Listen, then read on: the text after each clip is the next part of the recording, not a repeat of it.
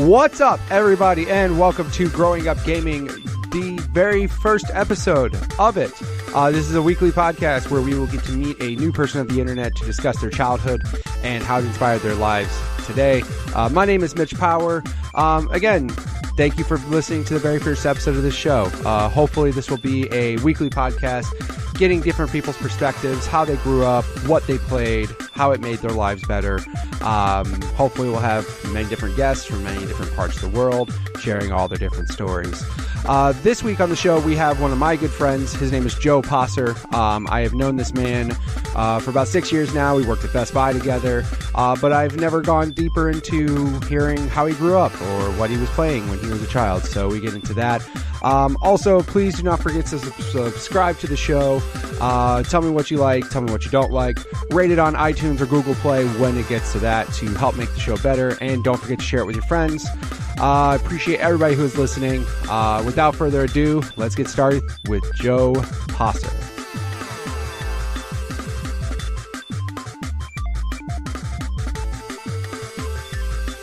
So, I've known you for 6 years, something like that. Like, actually, I knew you at Game Crazy, right? I knew you as that dude at Game Crazy, who wasn't a dick. And then I got to meet you and then found out you were a dick. No. And then you started working at Best Buy. Right. And then you started working at Best Buy. But I have no idea, like, so did you even grow up in Arizona, or did you actually grow up? Because I know you're a Jets fan, which is just whatever. But where did you actually grow up? Well, I grew up in Bridgeport, Connecticut on the East Coast. So, I mean, we didn't have any, like, sports teams. So, that, you know, we're professional. I grew up a Jets fan because my aunt was a Jets fan. Gotcha. But I've been out here for, probably 14 years, give or take. I'm coming up on being here longer than I were at East Coast, but I grew up, you know, in Bridgeport, which is essentially, everybody thinks Connecticut and they think, you know, Hartford, Connecticut, or they think Greenwich, Connecticut, rich side. I grew up with high schools that had metal detectors and police that were there consistently. I mean, I went and visited back home maybe 6 years ago. There were so many cash for gold stores. Yeah, that tells you anything. Me and my brother went and visited our old stomping grounds. We drove to our home. We said, cash for gold everywhere. And we immediately, without stopping the car, turned right around and went back to where we were staying. That's pretty much where I grew up, too. Like, I grew up in Rockford, which is countless number of times on the top 10 most, like, awful cities by the FBI. It's always in there. So it's always like I go there and, yeah, I mean, I remember those fond times, too, of going back and visiting, not even 6 years ago. And it's just like, yeah, this place is good. Thankfully, I'm out of there. Can't really complain about it anymore. So I just, you know, feel bad for people that still live there. But, I mean, at least Connecticut has those fancier, richer parts where, you know, Chicago is like the nicer parts.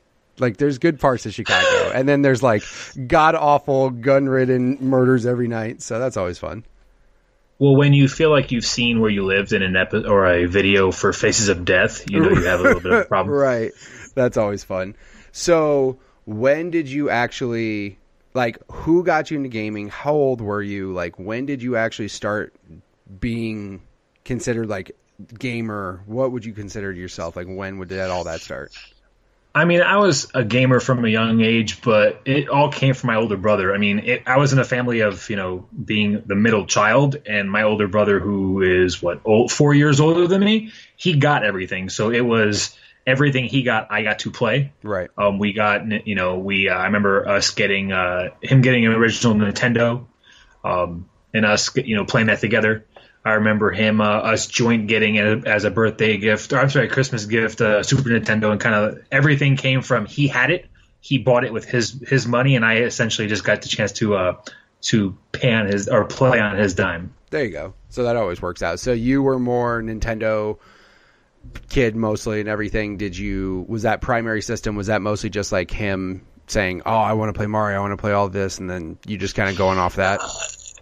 Yeah, I mean, I was kind of along for the ride. I mean, I would say I didn't get into being like hardcore avid considered gamer until like the PS1.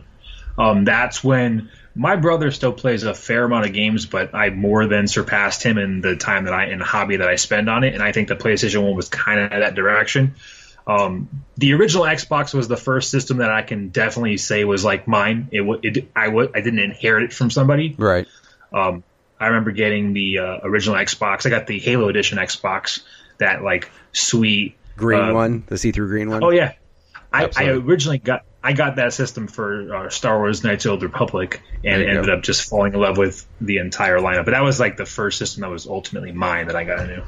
So then, when it comes to obviously young age playing games, do you remember any specific game that, like your first game you remember beating when you were a kid, or your first game that you and your brother did? I'm sure you guys played co-op stuff like Contra and that type of stuff too, 2-player stuff, obviously.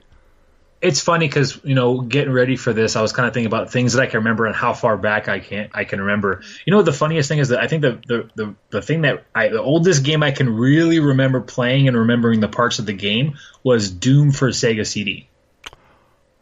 Gotcha. That's a stretch, because nobody played Sega CD. I had one and no one played it. Well, the funny thing was my one of my father's good friends, that he would go hang out and basically they would have like, hey, go Saturday, they play poker, whatever have you. He had a Sega CD. Nice. So essentially we ended up going over there and playing, and I remember playing Doom, which I can't remember how old I was, but I definitely wasn't the age where it was appropriate for me to play Doom. Right. Nobody was. But I played the hell out of Doom. Everybody who was in that age group, like everybody who is in their 30s now, they remember those times when mom's like, don't play those games. Those games are too violent. And then now you look back at them and you're like, how do you even depict what's a person, what's an arm, what's blood, what's this? Like Doom was one of those games I remember playing too. And, I always remember too my mom saying, oh, you can't play Mortal Kombat because it's too violent. And I'm like, all right, Mom. Oh, dude. I remember in my childhood 2 things when I went over to my parents' friend's house. I remember seeing the movie Warriors, which was hella violent. Hella violent. And I remember super violent. Yeah, it was super high level, and then playing Doom. Aside from that, like I remember Metal Gear Solid, the original Metal Gear Solid, being a game that I'm not talking about like Nintendo. Right, like Metal Gear Solid, actually, like PlayStation 1, right? Like I remember playing that for hours, getting every bit of completion of that game, and spending time getting to the end and knowing all the gameplay and all the storyline and all the million amount of dialogue they built into that game. Absolutely. I remember that being just like the whole CD case thing just blew my head apart when they were like, Meryl's code is on the back of the CD case, and I'm like, I'm looking at every item. I've gone through every nook and cranny. I'm like, what are they talking about? And then my buddy Gary just literally flips the CD case over and goes, 1, 3, 4. I'm like, where are you reading this from? And I remember that just blowing everybody's mind at that time. That game was absolutely awesome. So do you remember, what was the first game you remember beating? Like to completion, I remember this for a fact.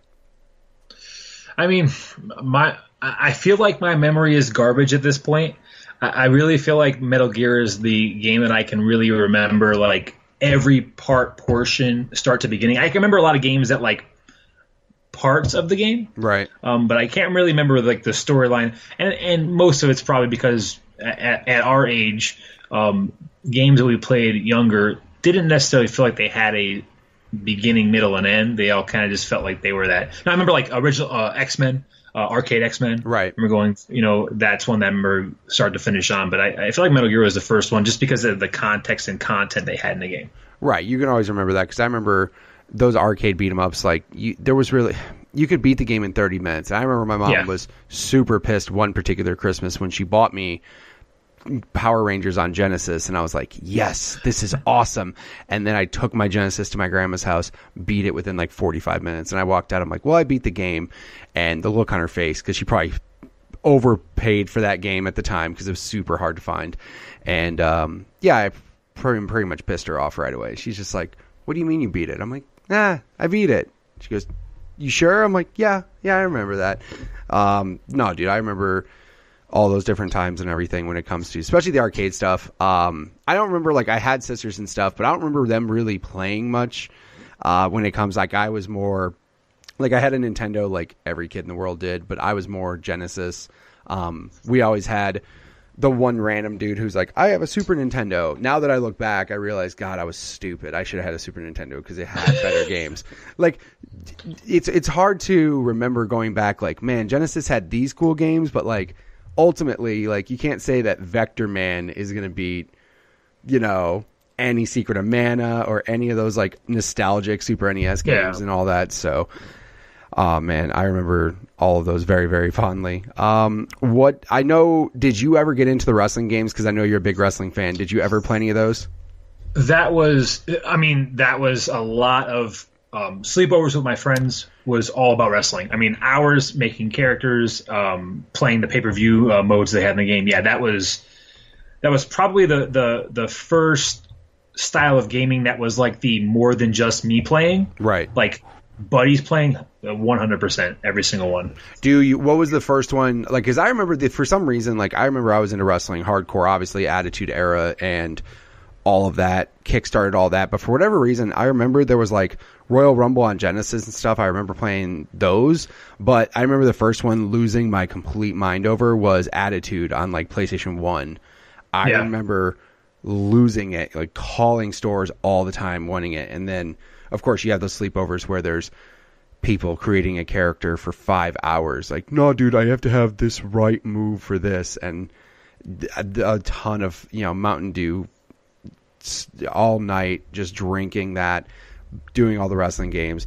Dude, I remember they also started getting so ridiculous because at first it was just like create a wrestler. Then they just kept escalating. It's like build your own pay-per-view, build your own ring, build your own entrance, build your own moves. I was like, holy shit, they're getting nuts in here.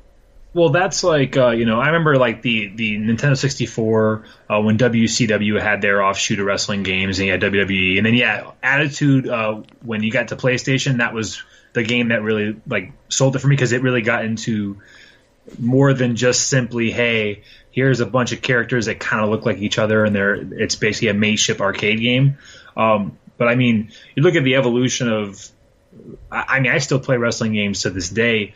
One of the things that's kind of a disappointment is 2K got really big into developing user-created content. Right. The THQ got a lot of it. So, I mean, I was literally downloading somebody who created storylines, complete and utter storylines where I was playing, like, their version of WWE where they've created their own characters. Jeez. They've written their own storylines. I mean, guys that actually had, like, credits because they had people helping them develop this. Now, unfortunately, they got rid of that feature like 2 games ago.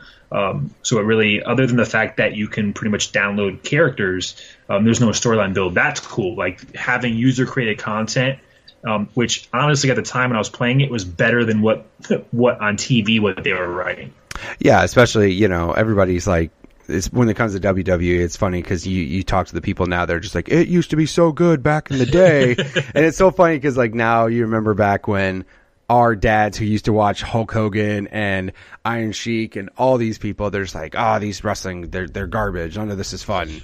So you always have those people that are like that. I remember the Attitude and then SmackDown came out. So I remember playing those, but then that was when like a 64, when No Mercy came out, WrestleMania 2000, all of those came out. And for some reason, even though it was completely different, like it just seemed really strange how they were made by 2 just different people, like how each of those games were so fun and unique in their own way. Like, the completely different styles, different button combinations, didn't everything. But, I remember just No Mercy and I'm just like, this is ridiculous. Like just playing that all night.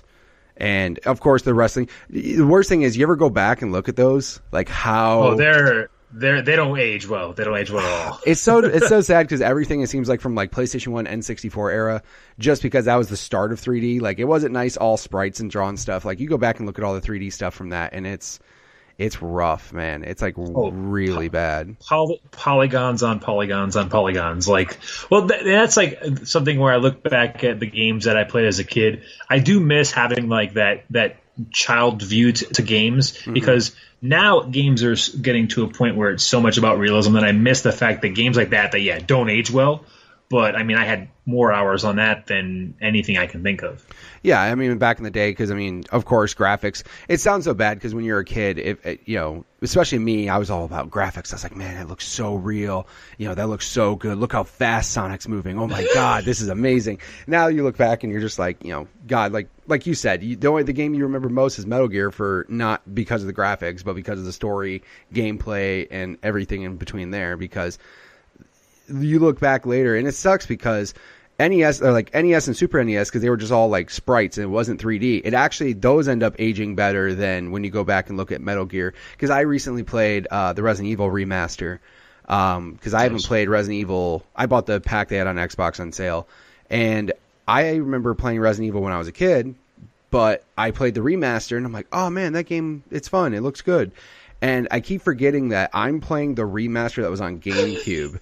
And then I go back and I look at the actual PS1 version of the game, and it's so bad. It's just the graphics on it are just so rough. But again, back in the day, that's what mattered for a lot of kids. Like, oh my God, look at how good this looks. And of course, everybody had the argument, no, man, Mortal Kombat looks better on Genesis, bro. Like, I don't know what you're talking about, man. So basically, you and your brother, like, how long did you guys play together before?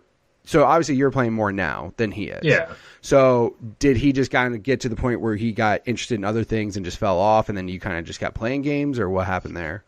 Yeah, I mean, you get that natural point where, he starts to get into being an adult and getting into, I mean, I would say probably like for him, late teens, hanging out with friends, kind of got into more hobbies, more in things. That's where it kind of split, where he was doing his thing, I was more focusing, and I stayed more into games. So that path kind of diverged as he got a little bit older. Yeah, I mean, because it's funny because there was a point in time when I hit high school and I didn't play any games. Like what's funny is video games drove me away from video games because I played Tony Hawk, and I was like, skateboarding is really fun, and I didn't play games for almost all my high school. Like, I remember playing once in a while, like just playing the new Tony Hawk stuff, but I didn't have like a PS2 or Xbox when those first came out. I just, it's funny because that drove me away because I was like, wow, skateboarding, I should try that. Oh, skateboarding is actually more fun. Then I just came back to it and everything. So as far as it goes, obviously what you did before, obviously you're still doing now and everything. I mean, you kind of even named your son after a character from Knights. Is that, It's from Knights, right? Oh yeah, it's from the original KOTOR, and that was a game where, I mean, aside from just being Star Wars, which in itself I love, so that naturally pulled me into it. Just a great story. That's another one where, I mean, BioWare in general, they had that stretch, and they still with Mass Effect, but had that stretch of just, KOTOR, Jade Empire, just really kind of developing a rhythm around great storytelling. I like games at this point that allow me to drive the game and have the freedom to have my unique experience. And I kind of feel like that was the first game that really had that impact. And because of that, I like that. That's why, I mean, I love open world games. I mean, open world games are something that I like play at my own pace. I like develop. I know me and you are sort of different in that realm, because I know with the time that you get to play games, more of your stuff is more storyline based, A to Z. And we had that discussion with Witcher. Sometimes there's too much to do. God, that game. I love that though. I love sitting there, and I mean, I'm playing Mass Effect right now, and I just love the fact that there's so much to do. And if I want to go to the storyline, I do that. If I want to take my time and do side quests, I can, and start developing how the game pans out. And that's what I love about Knights of the Republic. And then the Revan character in general, the fact that they're kind of bringing him into canon within the Star Wars universe is great. And yeah, it's funny because after that game, I used that character name as every character I would make in a game. And my wife, Sabrina, just eventually saw that name and said, hey, that's awesome. So I didn't even tell her any of the context behind the name. She just liked it. So I was able to sneak a nerd name for my child without having to actually lobby for it. There you go. Yeah, like same thing. My kids, when me and my wife, Jen, were deciding, hey, what are we going to name our kids? She was basically like, well, this is the name. And I'm like, well, we should go this route. So basically now she chose all first names. I chose middle names, which all three of my kids that I have with her all have some sort of video game influence. Obviously not first name, but yeah, I mean, at least with her though, like I just try to match up a cool name with like what she picked out. I was like, how's this? She's like, I don't know about that. So there are certain names though that I'm so glad I didn't go with, because I'd be real embarrassed for my kid if his name was some of those awful names from characters that are like non-existent. They were awesome at the time, and now they're just like they're gone. There's no way we know who the hell they are now. You didn't want to name your kid Shaq Fu? No, I didn't. It was Shaq Fu. Shaq Fu Power would actually be the best name I've ever heard. It would be. You must have another kid just so you can name them Shaq Fu Posser or Power, and that would be amazing. No, I'll name him Posser just to like mess up taxes. That's what I'll do. Just be like, you'll start claiming him and be like, no, wait, that's my kid's name. I gave him that last name too. I should just do that. No, like, well, that's the thing is that back in the day, like that open world aspect, like you said, the Witcher, awesome game, but dude, I can't do it, man. It's just like you gave me. I played it for 45 hours too before I finally stopped. I was like, I'm good. I got the gist of this game. It's good. But that was like, because back in the day, we didn't have those types of like open world games. The only thing we had is beat the same damn game over and over and over, and just trying to get better at it, trying to get faster at it. I remember just Mario 1. Like, I remember getting a Nintendo when I was super young and just playing Mario 1 just constantly, just over and over and over, trying to beat as fast as I could. Now, of course, people growing up today are just, they have every type of game in the world they want. If they want to go back and play that, they can do their open world stuff. They can do, you got games like Shovel Knight now, which are basically what we grew up on, which is DuckTales, Mega Man, mix of everything all in one, like just old school sprite-based stuff. So lucky for all the kids. I can't wait to have the guest on that tells me their first system was like an N64, or they'll tell me their very first system ever that they played on was a GameCube, and I'm gonna feel old as hell. So can't wait for that. You're gonna flip your computer once you hear Xbox as the first console they've had. Yeah, they'll be like, I remember when I was like 10, I got an Xbox, and I'm just gonna be like, whatever, I'm over it. I feel old already, so it's okay. That's what this whole podcast is about, just learning how everybody, grew up, how they became, how they game today, all that. So do appreciate you spending some time with me chatting with that. If people wanted to play any games with you or follow your hilarity online, what would they do? Where would they go? So, if you want to play with me online, my gamer tag is Torch Redstone. There's a lot of context behind that gamer tag. Minecraft, right? It's all Minecraft. Right? Oh yeah. I'm nothing but Minecraft. It's the single best thing in the world. By the way, for anybody listening to this podcast that's involved with Minecraft, you will be hearing from my lawyers. I do have the evidence via Xbox Live that I've owned that gamer tag long before your game was in existence. So if you want to settle for some sweet little change before I take you to court, that's okay. But Torch Redstone, there's no Torch Redstone 85. There's no underscore. I roll with legit names. You forced all the little kids wanting Redstone now to go out there and go, Torch Redstone. Oh man, somebody's already got that. He must like Minecraft a lot. I gotta go with Torch Redstone 2012 because that's when I was born. That's probably what they have to do. I don't. I have a Twitter, but I don't Twitter much. I'm still. I'm on the MySpace equivalent, which is just Facebook. I'm sitting there with my. But if you follow me at Joe Posser Jr., I'm sitting there online, just looking amazing. And he's an avid Jets fan, so if you want to go on there and talk about how awesome or how awful the Jets are, I'm sure he'll come up with some witty meme to. Just don't have a very good Facebook profile or Twitter page profile picture because he will meme it up pretty good. So. If Jay Cutler signs with the Jets, my Facebook page will be down. You will find a 404 error. I will not be. My online presence will be gone. Oh, that's all right. Well, thank you for recording. Like I said, I'm gonna. Thank you for having me. Appreciate it. Well, that was the very first episode of the show. Big thanks to Joe. I appreciate him taking the time out to record. Again, if you ever want to reach out to him, his gamer tag is Torch Redstone. You will be finding him playing a lot of Witcher. Also, I see he plays The Division, stuff like that. So if you do play on Xbox, definitely hit him up. He's a great guy. Again, I do want to appreciate everybody who took the time to listen. This is a really big deal. I attempted to start a podcast many, many times, but I'm very grateful that I was able to get this up and running. Big thanks to everybody who gave me all their advice as well. If you want to be on an episode of the show, send me a tweet at MitchPower1116 or the podcast Twitter page, which is GUG Podcast. Again, MitchPower1116 or GUG Podcast. Again, don't forget to rate, comment, subscribe, leave me a tweet, let me know what you think of the show. Don't forget to share it with your friends. Again, I appreciate everybody who is listening. Thank you so very much, and I will definitely catch you guys next week.